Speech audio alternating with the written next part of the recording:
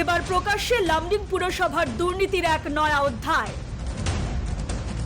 পানীয় জলের প্রকল্পে দুর্নীতি, দুর্নীতির জ্বলন্ত ছবি নিউজ লাইভ বাংলার ক্যামেরায়। প্রশ্নের মুখে বিধায়ক শিবু মিশ্র,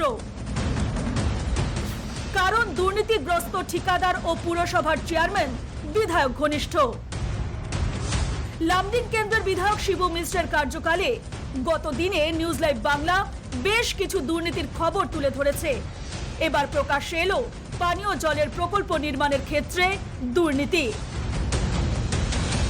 লামডিং পুরসভার এই 10, 11 এবং 12 নম্বর ওয়ার্ডে স্থানীয় বাসিন্দাদের পানীয় জলের অভাব মেটাতে 4টি বোরিং টিউবওয়েলের ব্যবস্থা করা হয়েছে। প্রায় 3 বছর আগে তৈরি এই প্রকল্প থেকে বাস্তবে স্থানীয় জনগণ এক ফোঁটা জল ব্যবহার করতে পারেননি। তথ্য অনুযায়ী প্রকল্পে খরচ করা হয়েছে 5,89,285 টাকা।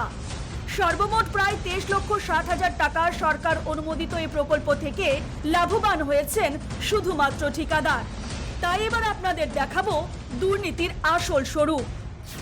দৃশ্য 1, ওয়ার্ড নম্বর 10। 3 বছর আগে তৈরি পানীয় জলের প্রকল্প পড়ে আছে জঙ্গলের ভেতরে। দৃশ্য 2, ওয়ার্ড নম্বর 11। একটি প্রকল্প পুরসভার গাড়ি থাকা ক্যাম্পাসের মধ্যে। দৃশ্য 3, ওয়ার্ড নম্বর 11। দ্বিতীয় প্রকল্প ওয়ার্ডের কাউন্সিলর রণজিৎ দাসের মাটিতে। জলের পাইপলাইন সোজা কাউন্সিলর বাবুর বাড়ির ভেতরে। দৃশ্য 4, ওয়ার্ড নম্বর 12। জল আছে, তবে এই প্রকল্প ব্যবহার করতে হলে বিদ্যুৎ বিভাগের মেন লাইন থেকে হুক অর্থাৎ চুরি করে বিদ্যুৎ ব্যবহার করতে হয়। ফলে অতিষ্ঠ স্থানীয় জনগণ। জলের এটা তো আমরা কোনো সাপ্লাই পাইনি, এটা তো ইয়ে দিছি আমরা, আমাদের কোনো ইয়ে দেন না, পাই না জল।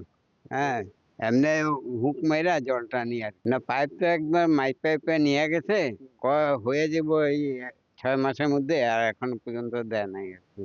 কয় জল টল দেওয়া হইব না, এখানে মানে টাকা দিয়ে নিতে লাগবে আর কি। নিজের খরচা দিয়ে নিতে হবে, আর মাসে টাকা দিতে হবে।